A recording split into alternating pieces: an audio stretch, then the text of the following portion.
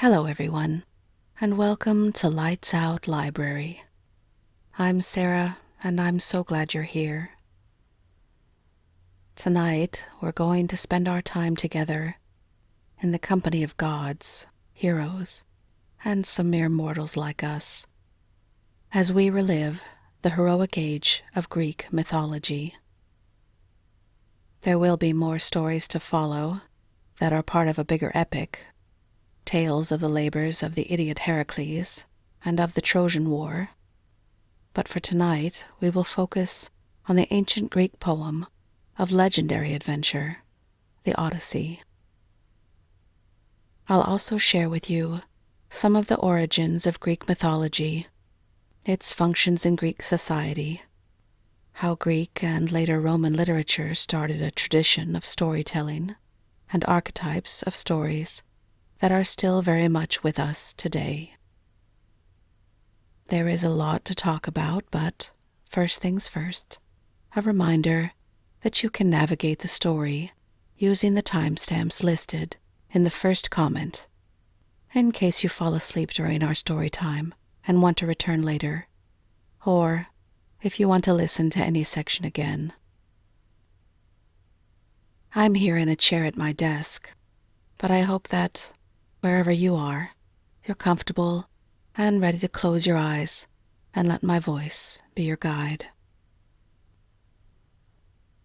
We begin, as so many grand tales do, with Once Upon a Time, which in this case was Greece in the 8th century BC. Or at least it was when the Odyssey became part of an oral tradition of storytelling in a largely illiterate Greek society.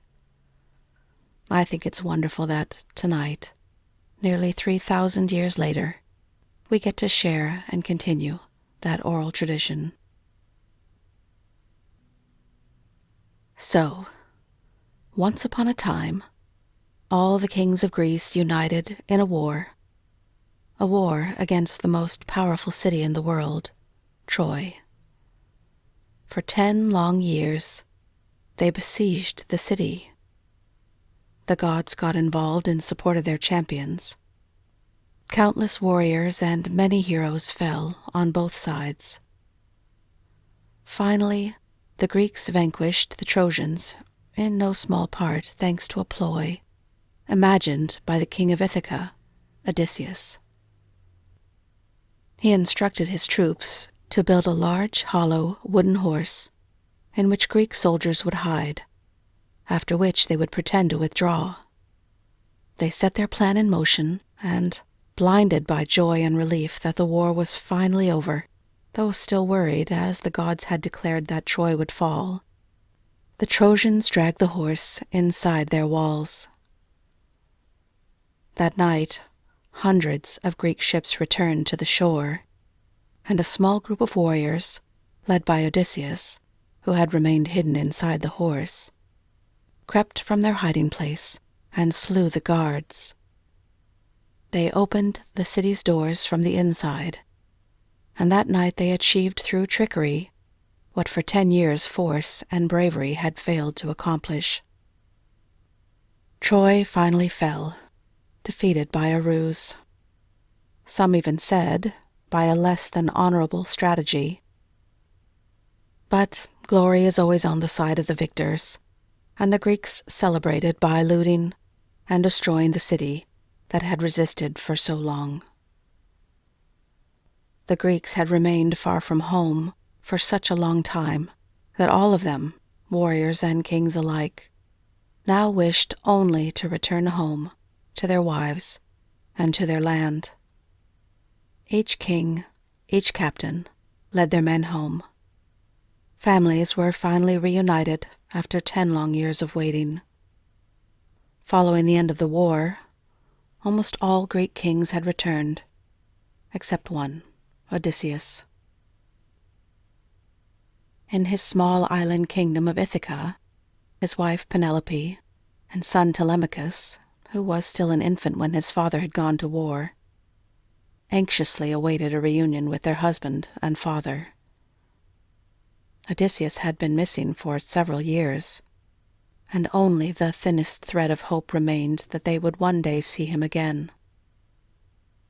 It turns out that Odysseus wasn't dead, and that his protector goddess Athena had not abandoned him, but that his journey home became one of the most extraordinary adventure tales ever told, and this is the story I'm going to share with you tonight. Long before the Trojan War, Odysseus had reigned over his island of Ithaca with his wife Penelope, a Spartan princess. He had fallen in love with her when in Sparta, and brought her back with him to Ithaca.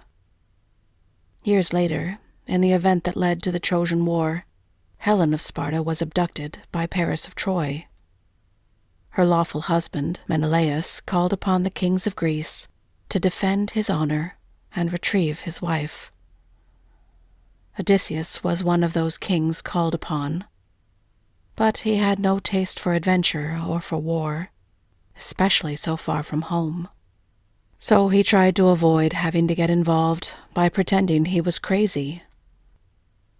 When Menelaus's envoy arrived in Ithaca, Odysseus hooked a donkey and ox to his plow and started sowing his fields with salt.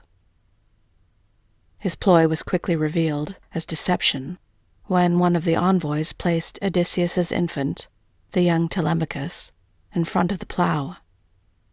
Odysseus stopped in his tracks, thus exposing that he was only pretending to be insane. He was forced to follow the envoy into war against his will, and his example and attitude were contrary to so many heroes of the time who were models of bravery and honor. Odysseus was more cautious. He wasn't a coward, and he knew how to take risks, as when, years later, he hid inside the Trojan Horse. But Odysseus was also a family man, not an adventurer, and was deeply attached to his home and family. It would have deeply saddened him to know what transpired in Ithaca in his absence, when he failed to return from war. Several months after the war ended and other kings had already returned, dozens of suitors from Ithaca had invaded Odysseus's palace, where Penelope and Telemachus still lived. They wanted Penelope to acknowledge that her husband was dead, and each of them attempted to win her hand in marriage. These suitors couldn't even wait for the confirmation of Odysseus's death to start stealing from him. They lived in his house, ate his cattle and his harvest, and disrespected his wife by pressuring her to marry, becoming bolder and more insolent every day. By now, Telemachus was no longer an infant, but a young man. He became more and more enraged each day by the impudence of these wannabe suitors, but didn't know what to do to restore order in his father's palace. Lucky for him and for Penelope, this was about to change. During these years, Odysseus enjoyed the protection of the goddess Athena. Thanks to her powers, she knew that Odysseus was still alive, and why he had not yet returned home. It turns out that Odysseus had incurred the wrath of Poseidon, the god of the seas, during the Trojan War. Athena was firmly on the side of the Greeks, whereas other gods like Poseidon, Aphrodite, and Apollo supported the Trojans. And while these gods had had to accept the fall of Troy, some, like Poseidon, continued to hold a grudge against Odysseus. The Greek king was not only directly responsible for the fall of Troy, he had also achieved the defeat of Troy using a horse, and Poseidon was also the god of horses. How dare Odysseus use a horse against Poseidon? One day, Poseidon left Mount Olympus, the residence of the gods, to accept a sacrifice far in the south in Ethiopia. Athena took advantage of his absence to ask Zeus, the king of the gods, to finally allow Odysseus to return home. Zeus consented to it, and Athena immediately drew up plans to help the lost hero. At the time, Odysseus was being held captive on an island, had been for several years already, imprisoned against his will by Calypso, a nymph. But since his departure from Troy and before his arrival at Calypso Island, Odysseus had lived through a series of extraordinary events.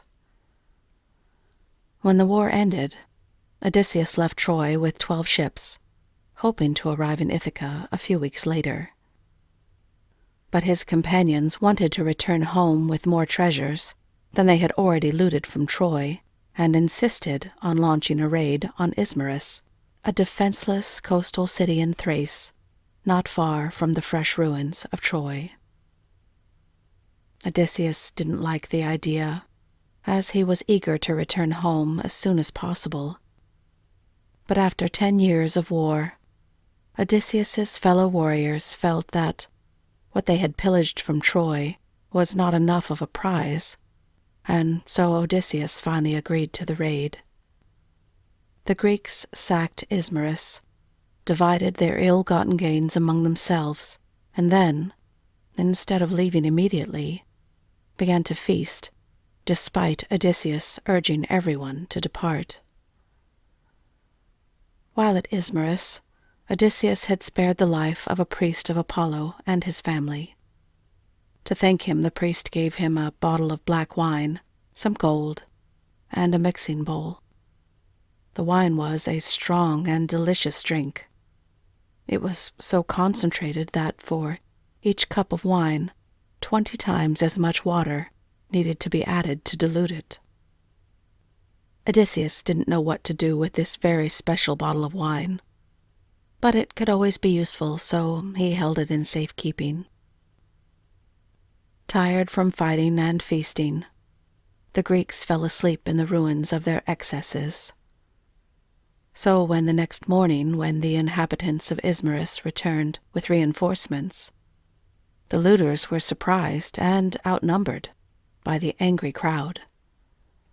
They had to hastily escape, and Odysseus lost many men on the return to their ship and before continuing the journey to Ithaca. The god Poseidon watched all of this unfold, and he was determined to punish Odysseus for his role in the fall of Troy. Poseidon sent storms that drove the small fleet off course and scattered the 12 ships. After days spent fighting the elements, Odysseus's ship reached an island that could offer temporary shelter and allow them to make repairs before resuming their journey home. On this island, Odysseus and his fellows found an abundance of lush wild vegetation and flowers and appetizing fruits that resembled a natural garden. They soon encountered the island's inhabitants, who simply smiled and welcomed them and didn't seem particularly interested in asking where they came from. The Greek warriors observed that the island's residents spent their days almost exclusively sleeping and eating flowers and fruits from the magnificent tree at the center of the island. When asked what this tree was, the natives said it was the lotus tree and that it provided everything that they could ever wish for: a life of drowsiness, oblivion, and bliss. They offered flowers and fruits to Odysseus's companions, who soon joined the Lotus Eaters in their state of stupor. It turns out that, for generations, lost ships had stumbled upon this island and, partaking of the lotus tree, had forgotten about their previous lives, their loved ones, and their homes, and instead began living in a permanent fugue state, where no one and nothing else existed, where time was abolished, and the past or the future no longer mattered. Odysseus understood the appeal and the danger of the lotus tree. The memory of his island, of Penelope, and of his son Telemachus were precious enough to his heart to renounce the bliss induced by the lotus tree. But all of his companions were now unconscious, and Odysseus had to carry them, one by one, back to the ships. When they woke up and begged for more flowers and fruits from the seductive lotus tree, Odysseus forced them to fast instead. The warriors wept, though they soon recovered and remembered who they were. Odysseus asked his companions whether they would rather stay on the island with the Lotus Eaters and forget everything, or return home. As the effects of the drug were now fading, the warriors decided to leave, and the expedition resumed its journey. Mythology and mythological tales in ancient Greek society often served as more than just entertainment. In this case, the story is obviously meant to serve as a cautionary tale against addiction, and beyond that, as an invitation to reflect on what remains of your humanity if you decide to renounce your memory and abdicate all responsibility. Is the ability to stop suffering, to stop caring, however appealing, a fair trade for your humanity? The story of the Lotus Eaters presents the wish for oblivion as a death wish. Obliterating everything that makes one human is a form of death, though not a biological one. Escaping everything that makes us human, including suffering, means essentially disappearing and makes us as good as dead to others. The temptation to live as a zombie can be, oddly, highly seductive, and rejecting this escape from reality is not easy or immediately gratifying. It's hard and it's uncomfortable. It takes resilience. But at least for Odysseus, it will be worth it in the end because his story has a happy ending, but not before experiencing trials and suffering. These concepts of self-control, moderation, and responsibility were highly praised and valued in classical Greek culture, and were some of the qualities expected from citizens. To an extent, they are universal, because they are necessary to make any society work. But Greek literature is innovative in that it is one of the first examples in the world of intellectual works that integrates these values into storytelling, building tales around moral concepts. Another innovation specific to the Odyssey is its narrative structure.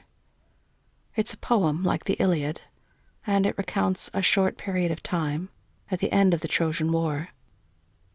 Both are very long poems. The Odyssey, for example, has more than 12,000 lines. The poem, as I mentioned earlier, was probably intended to be heard rather than read.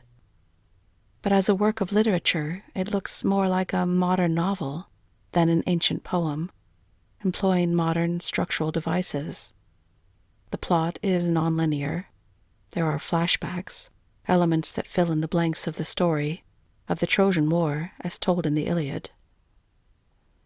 The account of the Trojan Horse, for example, was not in the Iliad, and we only learn about it in the Odyssey from Odysseus. But the Odyssey also has a way of keeping people on the edge of their seats. It doesn't begin as a linear storyline when Odysseus leaves Troy. It begins instead in Ithaca, 10 years after the end of the Trojan War, and we learn then about the situation in Ithaca with Odysseus's wife Penelope, the invasion of her palace by suitors. Athena intervenes to help Odysseus return home. We learn later that he is kept prisoner by the nymph Calypso on her island. Calypso has to free him because Zeus sends the messenger of the gods, Hermes, to order her to do so after Athena has pleaded on Odysseus's behalf.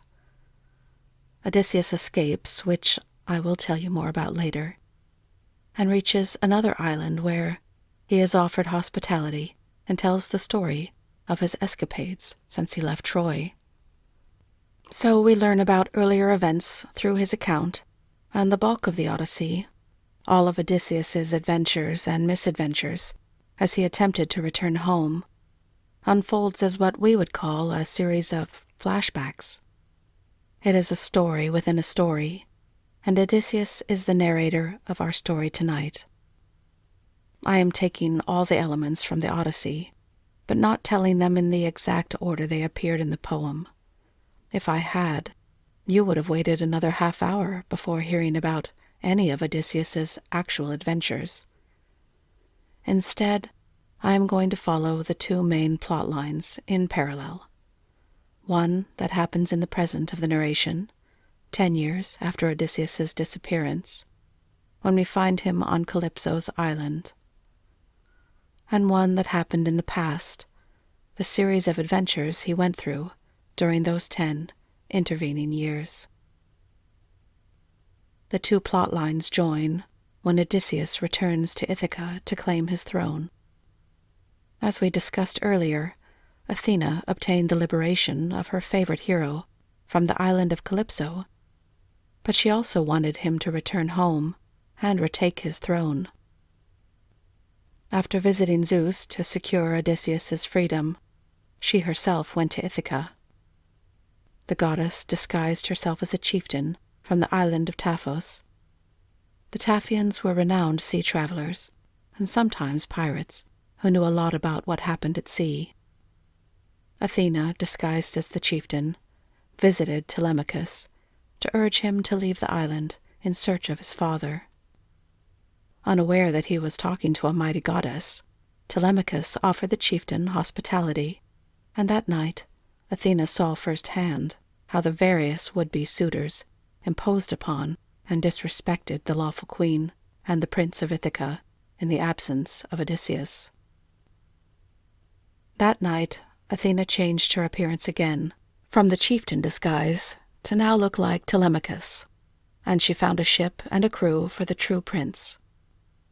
The next day, she convinced Telemachus to depart to the mainland to start searching for his father. Athena changed her appearance yet again, this time in the guise of Mentor, a wise and old man who had been charged by Odysseus to educate Telemachus and join Telemachus on his journey. Unaware that he was accompanied by Athena herself and not the real Mentor, Telemachus set sail for the Greek mainland with the intention of visiting the most venerated surviving Greek warrior from the Trojan War, Nestor. Nestor was already old when the Trojan War began, but he had bravely led the armies of his kingdom, Pylos, and had helped Greek warriors with his sage guidance. But Nestor didn't know where Odysseus was, and unfortunately couldn't help. After his visit to Nestor, Telemachus traveled to Sparta to talk to King Menelaus and his wife Helen, who were now reconciled. You may recall that Helen had been kidnapped by Paris and taken to Troy, and it was to recover his wife that King Menelaus had started the Trojan War. But Helen was not herself when she had followed Paris to Troy. She had been the victim of a fit of lust brought on by Aphrodite. Menelaus and Helen told Telemachus that their voyage back from Troy had also been long and difficult.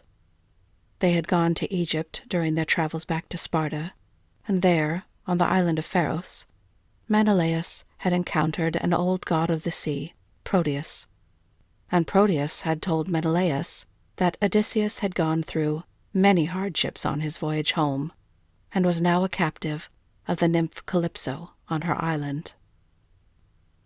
Telemachus was sad to learn how hard it had been for his father, but was also overjoyed to realize that his father was still alive. Learning this news, Telemachus was assured that his hope of seeing his father again had been justified. However, the suitors in Odysseus's palace soon realized that Telemachus had escaped from Ithaca, and angry that they had let it happen, they formulated a plan to ambush his ship when he returned. Telemachus and Penelope's trials were substantial, but Odysseus and his men had suffered through much more significant ordeals since their departure from Troy 10 years earlier. They had narrowly escaped the vengeful inhabitants of Ismarus and the seductive trap of the Lotus Eaters, but it seemed to them that, after so much danger, their luck was finally turning. They approached a new island that looked welcoming, and which was a perfect place to rest and find food. What they didn't know, unfortunately, was that this island belonged to the Cyclops. The Cyclops were one-eyed giants, by which I mean they each had only one eye in the center of their foreheads. They lived in the world of men, but not among them. The location of their land was unknown, and many even doubted their existence, but they were real. The Cyclops lived like men did before they became civilized. They were shepherds with herds of giant sheep, but had no agriculture, no wine, and they lived in caves. Their father was Poseidon, the god of the seas, who responded to that which displeased him with blind fury. The Cyclops were savages. They slaughtered and ate all who came to their land, and they lived solitary lives with no interest in knowing anything about the world. Odysseus and his companions were oblivious to the danger they faced, not knowing that they had landed close to the lair of a Cyclops, a terrifying giant called Polyphemus. In their search for provisions, Odysseus, along with a group of his men, found the entrance to this Cyclops' lair. Looking in the cave, they found more cheese and meat than they could ever have dreamed of finding. But as they were celebrating their good fortune, Polyphemus returned to the cave with his flock. Having entered his cave to find unwanted visitors, Polyphemus sealed its entrance with a great stone. Ignoring the rules of hospitality, and seizing the opportunity to eat something new, he called over 2 of the men and promptly ate them. He then fell asleep, and Odysseus and the surviving men spent the rest of the night hiding and trembling, unable to escape the cave, as the entrance was blocked by a rock so large that no man could ever move it. In the morning, the giant Cyclops killed and ate 2 more men before leaving the cave to tend to his sheep. Still unable to escape the cave, Odysseus and his men spent the day thinking of possible ways to flee, but the situation seemed hopeless, and they figured it was only a matter of time before the Cyclops would kill and eat them all. After Polyphemus returned in the evening and ate 2 more of the men, Odysseus finally had an idea. He offered the Cyclops some of the strong and undiluted wine that he had received as a gift earlier from the priest of Apollo, whose life he had spared in Ismarus. The Cyclops didn't know what wine was, and Polyphemus soon grew drunk and careless. He asked Odysseus his name and promised a gift if he answered. Odysseus told him his name was Nobody, and as a reward, Polyphemus only promised to eat Nobody last of all. And with that he fell into a drunken sleep. But Odysseus was not one to sit and wait for death. During the time spent plotting their escape from the cave, Odysseus had hardened a wooden stake in the fire, so that when the giant fell asleep, Odysseus was ready and drove the stake into the Cyclops' one eye. Distraught and blinded, the Cyclops called for help, and his brothers who lived in other caves on the island soon arrived. When they asked Polyphemus what had happened, he told them that nobody had hurt him, and so they naturally thought that Polyphemus was being afflicted by a fit of madness. They recommended that he pray and rest. In the morning, before leading his sheep out to graze, the blind Cyclops felt their backs, so as to be sure none of the men escaped as he left the cave. However, Odysseus and his men had tied themselves to the underside of the animals, and so got away without the giant noticing. They ran to their ship and sailed off.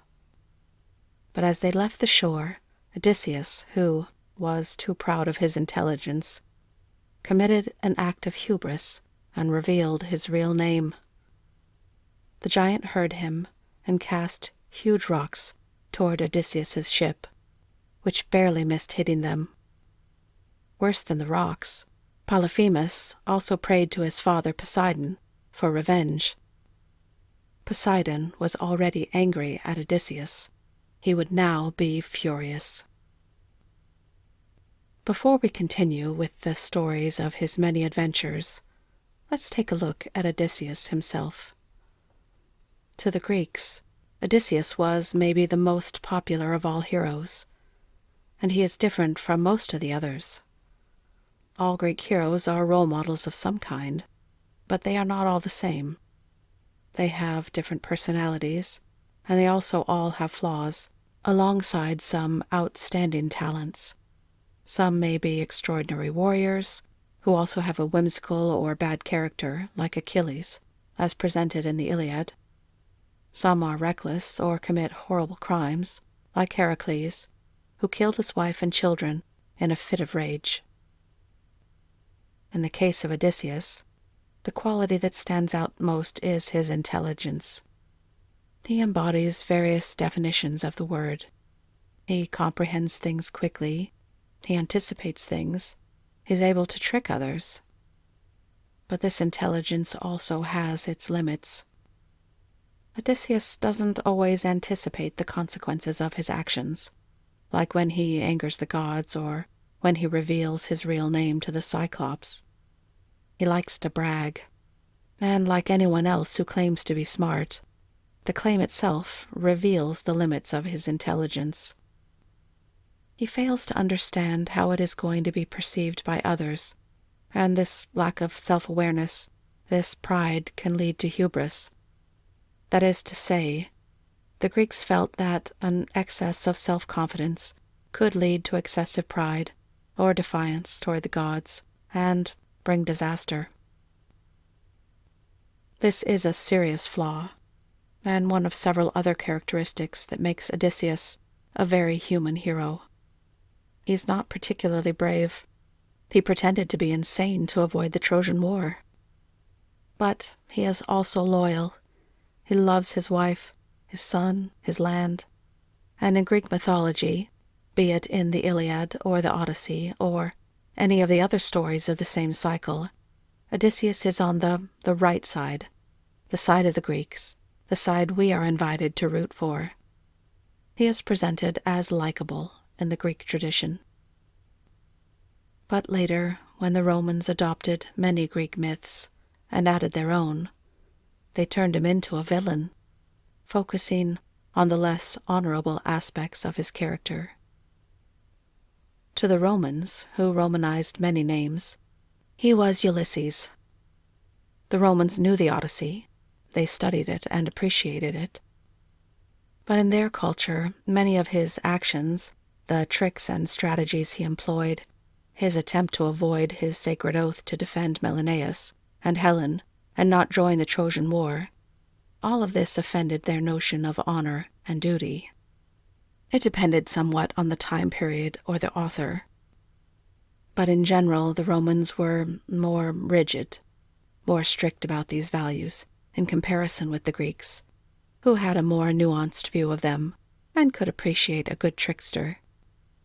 The Roman rejection of Odysseus, of Ulysses, culminated in the Aeneid, which is a Latin epic poem written in the 1st century BC, modeled after the Iliad and the Odyssey. The Aeneid is less universally famous than the Odyssey, but the story itself is really creative and really interesting. It's a mystic retelling of the origins of Rome that follows the travel of Aeneas, one of the Trojan heroes from the Iliad. But instead of dying when Troy falls, Aeneas escapes on a long journey to Italy, where he becomes the first Roman. The Aeneid makes the Romans the descendants of the Trojans, acknowledging their connection to Greek civilization, while also drawing a distinct line between the two societies.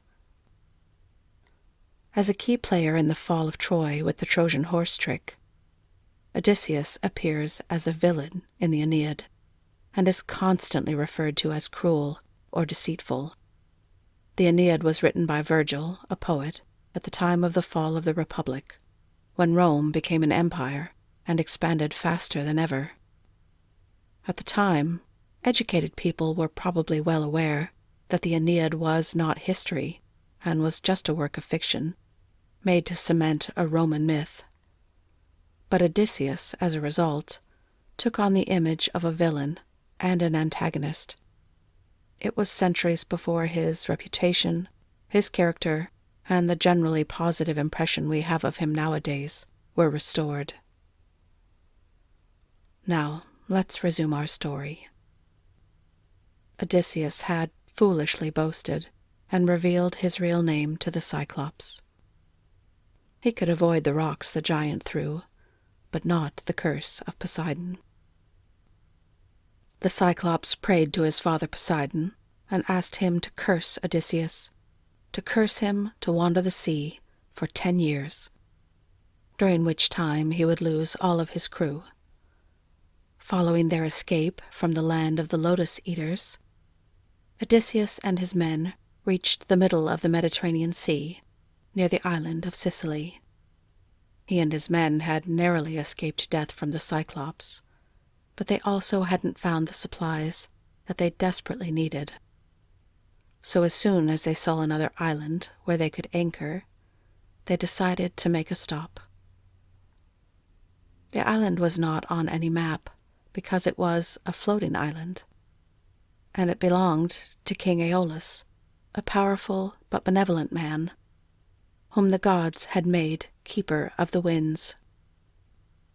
Even though he wasn't a god, his control of the winds and his dominion over the surface of the seas gave the keeper of the winds power and wealth enough to rival Poseidon himself. King Aeolus greeted Odysseus and gave him and his crew hospitality for a month. The keeper of the winds appreciated Odysseus and decided to help him return home, telling our hero that he would provide his ship with the exact wind it needed to deliver them back to Ithaca. And he gave Odysseus a large leather bag that contained all the winds, minus the gentle west winds, a gift that should ensure a quick and safe return home. Rested and optimistic, the Greeks returned to their ships, after thanking King Aeolus, and set sail for their island. As promised by the keeper of the winds, the journey was fast and even, and Ithaca appeared on the horizon after just a few days.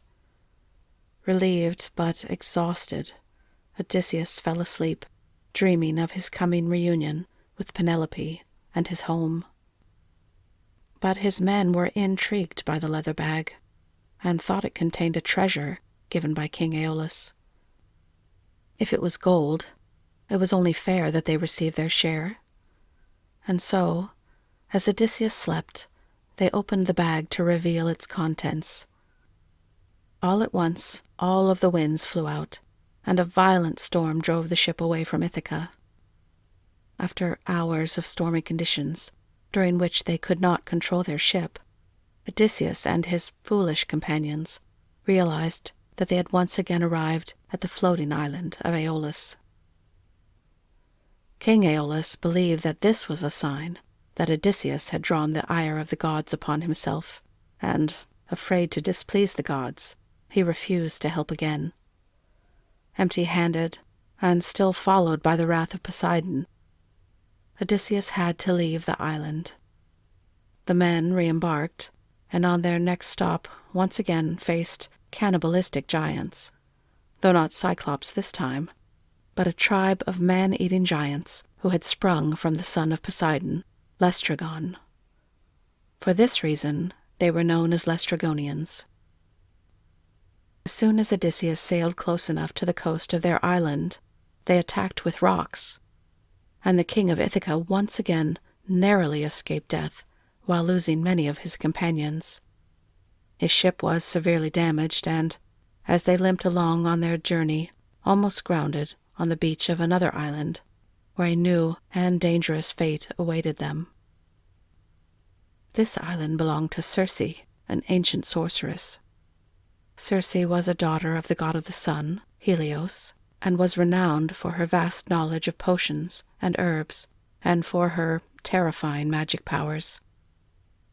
She lived in a palace far from any human presence, in the midst of a dense wood, surrounded by lions, wolves, and many other animals, all of which were surprisingly docile. But Circe's island hid a terrible secret.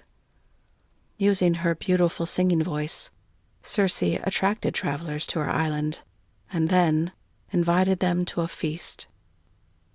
At the feast, she would then drug them with potions that made her unfortunate victims shapeshift into animals. The lions and wolves living around Circe's palace were, in reality, men who had the misfortune of crossing her path. But nobody knew, as no one had ever escaped the island to share Circe's terrible secret. When Odysseus and his crew landed on the island, most of the men set off to explore it, while their leader stayed on his ship. The crew met Circe, who naturally invited them to a feast that the hungry sailors could not resist.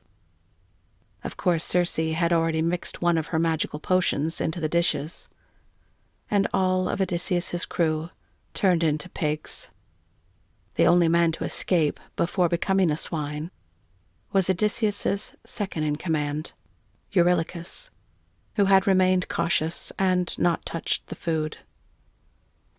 Eurylochus returned to the ship and informed Odysseus, who immediately went on a rescue mission.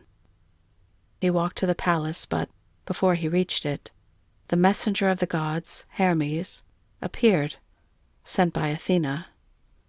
Hermes revealed to Odysseus how Circe could be defeated, and gave Odysseus an herb that would protect him from the effects of her potion. Hermes recommended that Odysseus draw his sword and force Circe to swear that she would not take any further actions against him. Odysseus followed these instructions and was able to force the powerful enchantress to free his men. The crew was changed back into human beings and, exhausted, needed to rest, as did Odysseus. But despite what she had done, Odysseus couldn't help but notice that Circe was one of the most beautiful women he had ever seen, almost rivaling the legendary beauty of Helen of Sparta. The men's stay on the island lasted another 10 days, then 10 weeks, and finally, as Odysseus began to share Circe's bed, months that extended to an entire year. Odysseus was still homesick, and the charms of Circe had still not erased his memory of Penelope. One day, he resolved to leave the ancient sorceress and to resume his journey. Circe, who knew the hearts of men and who could see glimpses of the future, was not entirely surprised. So she didn't oppose Odysseus's decision, but instead instructed him that, in order to return to Ithaca, he would first have to visit the Underworld. The entrance to the Underworld was in the west, where the sun goes to die every evening before it reappears in the east every morning. Guided by Circe's instructions, Odysseus and his crew crossed the Mediterranean Sea, far, far to the west, near the Pillars of Heracles that marked the end of the world and the beginning of an endless ocean. They reached a harbor at the western edge of the world, where Odysseus sacrificed to the dead. Darkness fell around him, and suddenly Odysseus found himself in an unknown wasteland where the ghosts of the dead wandered aimlessly. He first encountered the spirit of one of his crewmen, Elpenor, who had died on Circe's island. Elpenor had fallen off a roof, and his body had not been found. He asked for Odysseus to find and bury his remains, which Odysseus promised to do. He then summoned the spirit of Tiresias, a prophet of Apollo, who had died long before and was famous for his clairvoyance. Odysseus asked the spirit how to appease Poseidon, and the prophet told him that one day he and his crew would reach an island where Helios, the sun god, kept his sacred livestock. If they could refrain from eating the animals, then he may return home at last.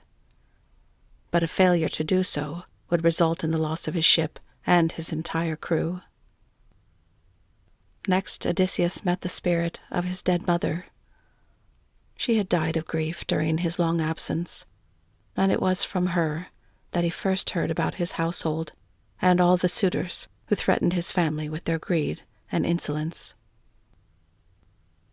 Odysseus stayed and talked to the spirits of his fallen companions, including Agamemnon and Achilles, until the fog around him began to dissipate.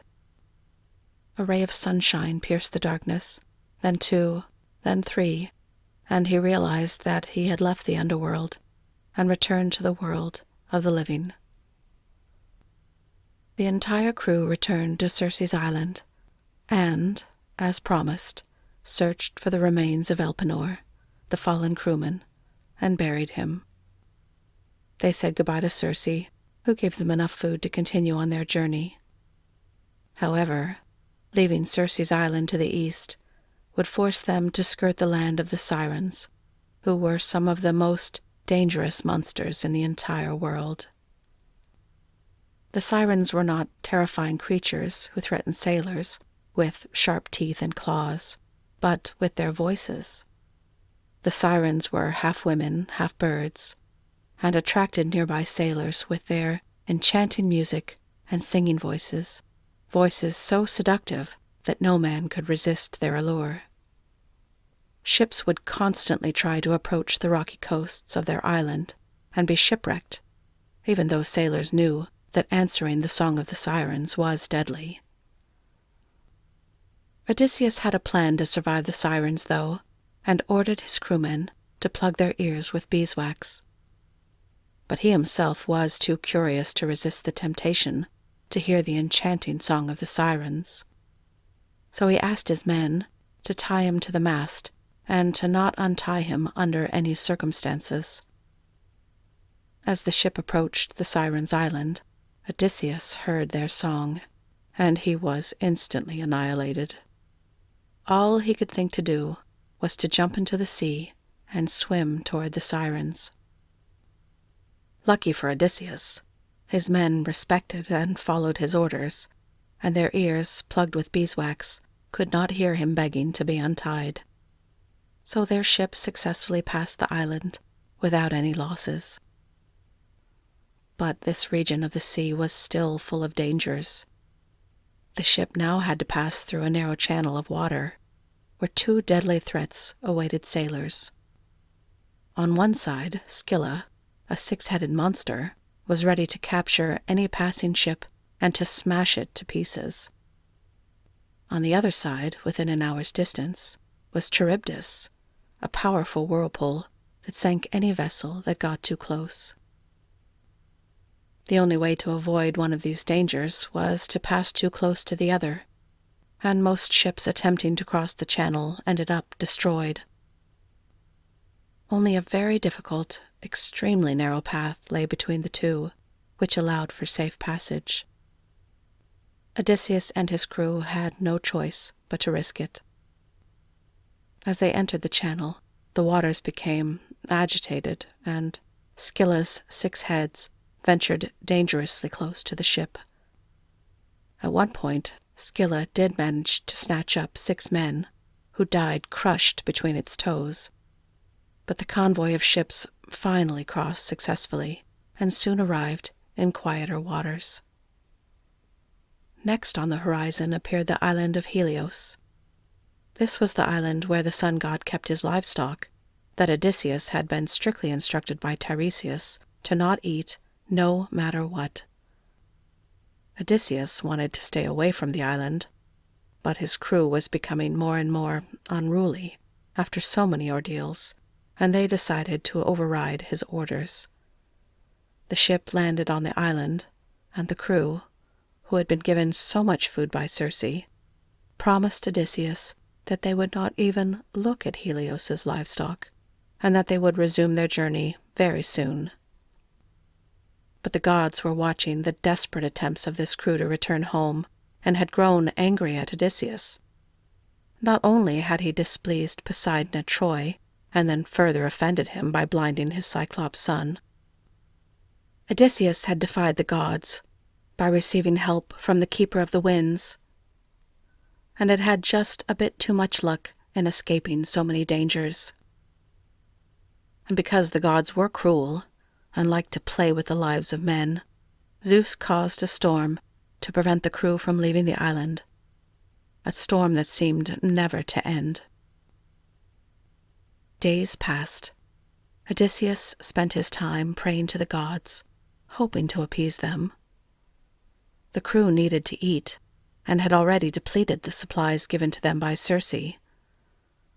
After days spent fasting, the men grew unbearably hungry. They ignored the orders of Odysseus, who was away praying, and they hunted the sacred cattle of Helios, the sun god. The sun god was infuriated and asked Zeus to punish the crew. In response, Zeus suspended the storm, letting the men think that they could now leave. But as soon as they tried to once again depart, the storm resumed, stronger than ever. The ship was out of control as the storm drove it toward Charybdis, the monstrous whirlpool. Their ship crumbled as it entered the whirlpool. Only Odysseus was able to grab the branches of a fig tree that hung above Charybdis, and as he clung to the tree, he watched in horror as the last of his companions drowned, and their bodies and the remains of their ship were sucked into the black abyss. Odysseus was now alone. His ship was lost. All his men were dead. They had eaten the cattle of Helios, and the prophecy was fulfilled. Our hero was now more alone and more desperate than ever. Odysseus floated out to sea, waiting for death to take him, as all hope had now vanished. He had seen too much, lost too much, and was too exhausted to cry, and too broken to find a reason to live. But it was written that life still had more in store for Odysseus, and so it was that he washed ashore on yet another island where the nymph Calypso lived. The nymph cared for Odysseus and healed his body, but not his heart, as only his wife Penelope and his homeland could bring him any peace at this point. Days passed and his strength returned. Calypso made him her lover, but he didn't feel anything. Weeks passed, then months, and without a ship or any idea of where he was, there was no possibility of escape. The months added up, until Odysseus had been a prisoner on the island for 2 whole years.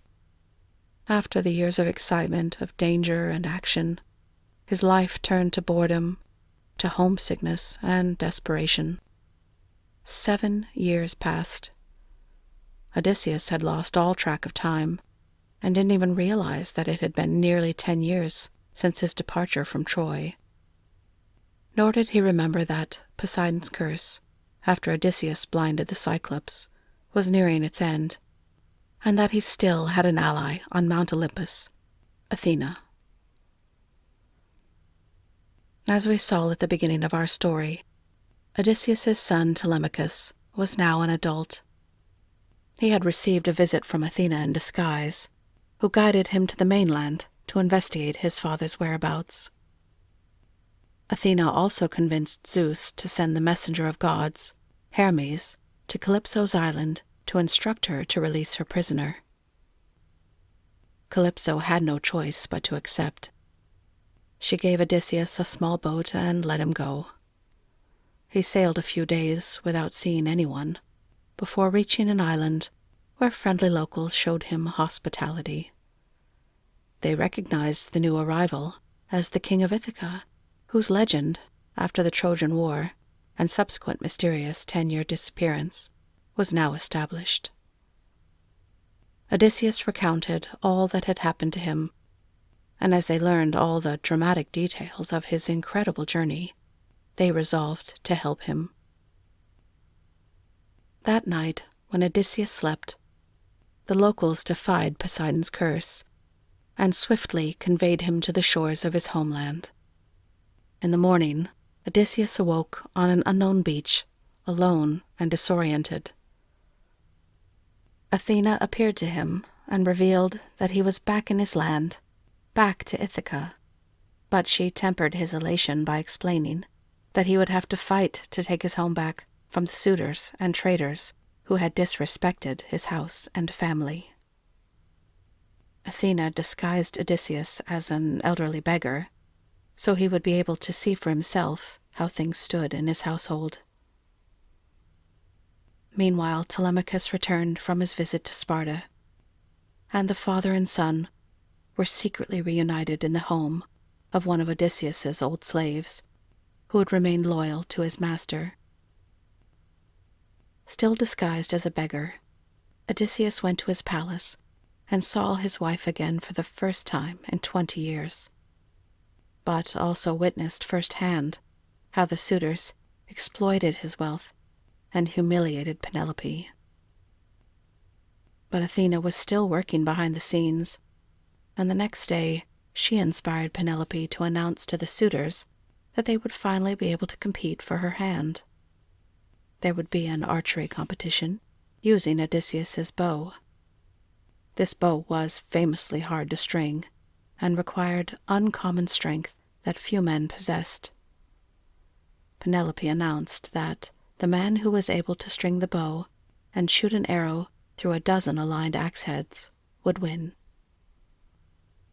The competition began in the palace's hall, with the suitors eager to show their talent and prowess. Odysseus, disguised as a beggar, watched the scene unfold. One after another, the suitors failed to shoot an arrow through the axe heads, until at last the unknown beggar stepped forward and offered to try. The suitors laughed, but Odysseus, in disguise, took up the bow and shot, sending the arrow right through the 12 axe heads. He then started shooting at the suitors, killing them methodically with his bow and arrows.